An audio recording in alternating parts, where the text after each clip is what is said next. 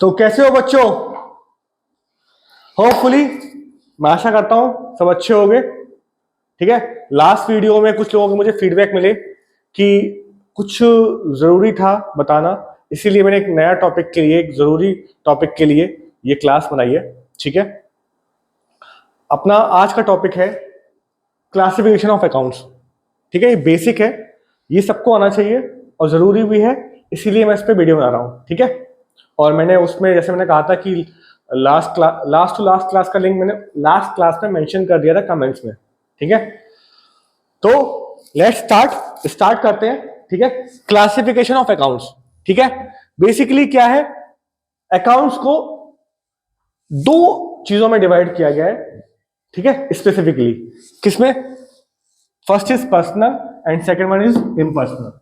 ठीक है, personal account जैसा कि नाम है वैसे ही चीजें हैं, वैसे ही काम है, रिलेटिंग टू पर्संस और इन और इंस्टीट्यूशंस। एग्जांपल, ठीक है, एग्जांपल से बाद में आते हैं, पहले थोड़ा सा बेसिक पढ़ते हैं। रिलेटिंग टू पर्संस और इंस्टीट्यूशंस। ठीक है, कोई पर्सन, मैं, आप, ठीक है, कोई भी इंडिविजुअल पर्सन या ग्रुप ऑफ पर्सन, ठीक है, या कोई भी लीगल एंटिटी जिसको हमारे किसी भी लॉ ने उसको बनाया है या किसी से भी उसका अस्तित्व सिद्ध होता है, ठीक है, प्रूव होता है, ठीक है, एग्जिस्टेंस प्रूव होता है, वो क्या है? वो पर्सनल अकाउंट में आता है हमारे। ठीक है, मैंने एग्जांपल ही मेंशन किए हुए हैं, जैसे कि अक्षय अकाउंट्स, मेरा नाम है शिवम तो मैंने अपना ही नाम यूज कर लिया, शिवम अकाउंट। ठीक है, Hitendra account, Hitesh account, bank account. Bank account जो है बेटा हमारा किस में आता है? पर्सनल अकाउंट में, because which is related to the personal individual, जो भी है एंटिटी है उससे रिलेट करता है बैंक अकाउंट। ठीक है, मेरा अकाउंट है, बैंक अकाउंट, मेरा बैंक अकाउंट है, आपका भी बैंक अकाउंट होगा, आपके घर वालों का भी लोगों का भी बैंक अकाउंट होगा। ठीक है, कंपनीज के भी बैंक अकाउंट होते हैं, ठीक है, करंट अकाउंट्स होते हैं, ठीक है, फर्म्स के भी अकाउंट होते हैं, यूनिवर्सिटी, ठीक है, एनजीओज, स्कूल, कंपनी, फर्म, ठीक है, एचयूएफ फर्म। तो समझ में आ गया होगा आप लोगों को। ठीक है, now comes to impersonal account. हमने इम्पर्सनल को दो चीजों में डिस्ट्रीब्यूट किया हुआ है, किसमें? रियल अकाउंट और nominal account. Real account, real मतलब रियल एग्जिस्टेंस है, जैसे कि रिलेटिंग टू असेट्स और प्रॉपर्टी। ठीक है, जो कि किससे रिलेट करता है? असेट से और प्रॉपर्टी से। कोई भी एसेट, देखो बेसिकली क्या है ना, मैंने असेट्स को, अगर मैं फिक्स असेट्स की बात करूं, यहां मैं रियल अकाउंट में फिक्स असेट्स की बात करता हूं हमेशा, और फिक्स असेट्स को क्या कराया गया है? दो चीजों में बांटा गया है, टेंजिबल और इनटेंजिबल। पहले उससे पहले थोड़ा सा मैं दोबारा उस टॉपिक पे आऊंगा, लेकिन पहले मैं एग्जांपल्स कवर करता हूं इसके। लैंड, बिल्डिंग्स, ठीक है, कैश जो आता है बेटा वो रियल में आता है, बैंक अकाउंट जो आता है वो पर्सनल अकाउंट में आता है। ठीक है, तो कंफ्यूज मत होना, डेटर्स, स्टॉक, गुडविल, एटसेट्रा। ठीक है, अभी बेसिकली लैंड बिल्डिंग्स में तो समझ में आ गई है, एसेट्स तो हम सब जानते हैं। ठीक है, ये सारे रियल अकाउंट में आते हैं। ठीक है, अभी मैं रियल अकाउंट्स पे थोड़ा सा और जोर डालता हूं।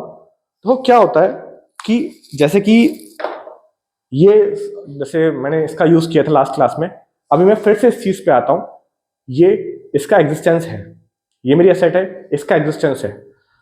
लेकिन ऐसी भी कुछ एसेट्स होती हैं जिनका एग्जिस्टेंस फिजिकली नहीं होता, विच इज नॉन फिजिकली। मैं थोड़ा सा आपको बताऊंगा, उसको बोलते हैं टेंजिबल और intangible. Tangible assets, this is tangible assets, but intangible assets which is non physically. ठीक है, जिसका एग्जिस्टेंस तो है, इसको हम फील कर सकते हैं बट टच नहीं कर सकते फिजिकली। ठीक है, जैसे कि मैं एग्जांपल लेता हूं, कॉपीराइट, ट्रेडमार्क, पेटेंट। ठीक है, मैं इसके लिए एक स्पेशल क्लास रखूंगा बेसिकली इंटेंजिबल एसेट को समझाने के लिए, लेकिन थोड़ा सा मैं अभी ब्रीफ करता हूं इस चीज में कि इंटेंजिबल एसेट्स बेसिकली पेटेंट, मैंने किसी चीज का पेटेंट करा लिया एक फिक्स, एक स्पेसिफाइड टाइम के लिए, 20 ईयर्स के लिए, 10 ईयर्स के लिए, कि इसको कोई यूज नहीं करेगा। ठीक है, कॉपीराइट, मैंने कोई एक लीगल टर्म्स में उसका कॉपीराइट ले लिया कि इसे कोई और यूज नहीं करेगा। ठीक है, ट्रेडमार्क, मैंने उसका, इस लोगों का, इस पर्टिकुलर डायलॉग का या जिसका भी चीज है उसका मैंने ट्रेडमार्क करा लिया, तो उसको कोई फर्दर यूज नहीं करेगा। जैसे कि हॉटस्टार, आपको एक आई थिंक अगर आप थोड़ा सा गूगल करोगे तो आपको नजर आएगा कि मुकेश अंबानी जी की कंपनी थी। मुकेश अंबानी जी ने एक्वायर किया था, मुकेश अंबानी जी ने नहीं, इवन नीता अंबानी जी ने एक्वायर किया था किसको?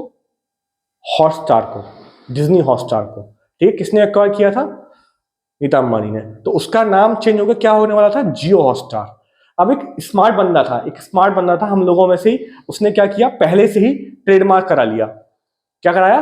पहले से ही ट्रेडमार्क करा लिया भाई, कि मुझे पता है कि क्या क्या वो लोगो यूज करेंगे, मैं पहले से ही ट्रेडमार्क करा देता हूं।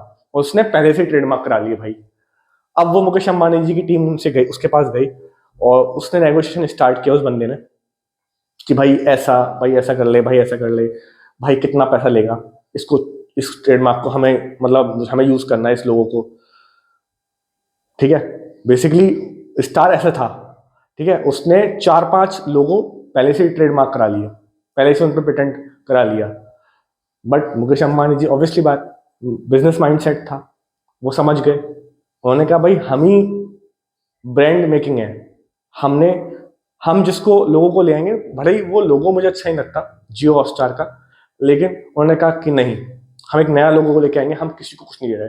उसकी इवन डील भी डन होने वाली थी कि शायद आई थिंक उसकी कुछ एजुकेशन के लिए कमिटमेंट होने वाला था, बट वो लास्ट स्टेज पे जाके वो मुकेश अंबानी जी बैकआउट कर गए और उसको छोड़ दिया, because he is demanding more and more and more.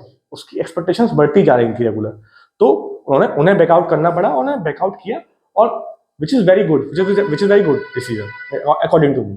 ठीक है, तो ये चीज है, समझ गए? तो मेरे को ऐसा लगता है कि कुछ चीजों में ना रिफॉर्म्स आने की जरूरत है। ठीक है, तो उसकी बातें बाद में करेंगे नेक्स्ट क्लास में। अभी हम फिर दोबारा से अपने टॉपिक पे आते हैं। तो मैंने इतने ब्रीफ के बाद तुम समझ गए होगे कि टेंजिबल और इंटेंजिबल में डिफरेंस। ठीक है, अभी नॉमिनल अकाउंट, ठीक है, which is also a type of impersonal account. ठीक है, relating to expenses and income.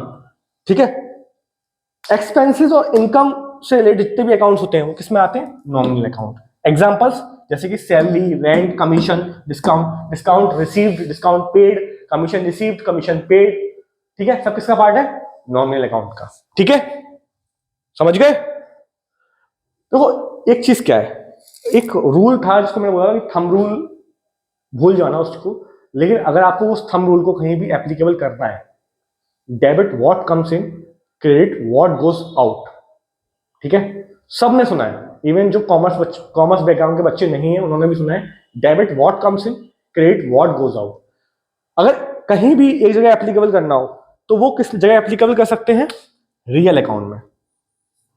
Real account में आप एप्लीकेबल कर सकते हो। ठीक है, debit what comes in, credit what goes out. ठीक है, रियल अकाउंट में आप जैसा आपने किया है वैसा आप जो थंब रूल है इसको एप्लीकेबल करो, केवल बस इसी जगह, केवल बस इसी जगह और कहीं भी नहीं। ठीक है, समझ गए? तो समझ जाएगा तुम लोग। ठीक है, बाकी कोई भी दिक्कत, कोई भी परेशानी हो, कुछ भी इश्यू आ रहा हो, कहीं भी कुछ भी कंफ्यूजन हो, जस्ट कमेंट। ठीक है, कमेंट करो, नेक्स्ट क्लास में हम कवर करेंगे। ठीक है, अभी एक स्नैपशॉट ले लो जो बहुत जरूरी है इसके लिए, बिकॉज बहुत अच्छा कंटेंट मैंने तैयार किया है तुम लोगों के लिए। ठीक है,